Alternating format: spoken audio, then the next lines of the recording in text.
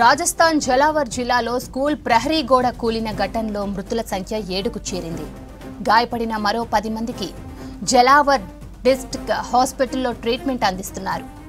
పిప్లోడిలోని గోడ శిథిలాల కింద చిక్కుకున్న విద్యార్థులను రక్షించేందుకు పోలీసులు సహాయక చర్యలను ముమ్మరం చేశారు. జలావర్ కలెక్టర్ ఎస్పీ ఘటనా స్థలంలో సహాయక చర్యలను పర్యవేక్షిస్తున్నారు. జలావర్ ఘటనపై రాష్ట్రపతి ముర్ము తీవ్ర విచారం వ్యక్తం చేశారు. బాధిత కుటుంబాలకు ప్రగాఢ సానుభూతి తెలిపారు. అటు గాయపడిన చిన్నారులకు మెరుగైన ట్రీట్మెంట్ అందించాలని సీఎం భజన్ లాల్ శర్మ అధికారులను ఆదేశించారు. మృతుల కుటుంబాలకు అన్ని విధాలా సాయం అందిస్తామన్నారు.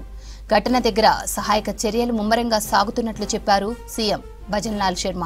ప్రమాదంలో గాయపడిన వారు త్వరగా కోలుకోవాలన్నారు ప్రతిపక్ష నేత అశోక్ గెహ్లాట్.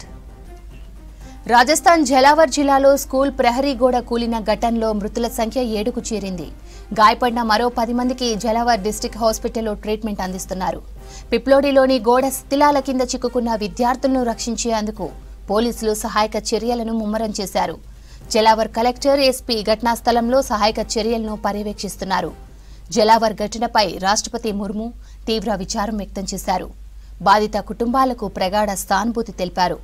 అటు గాయపడిన చిన్నారులకు మెరుగైన ట్రీట్మెంట్ అందించాలని సీఎం భజన్ లాల్ శర్మ అధికారులను ఆదేశించారు.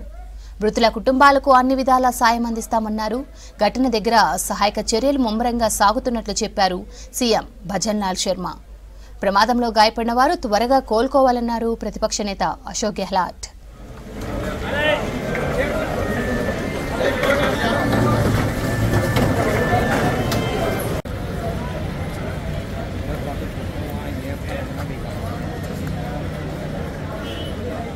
Recall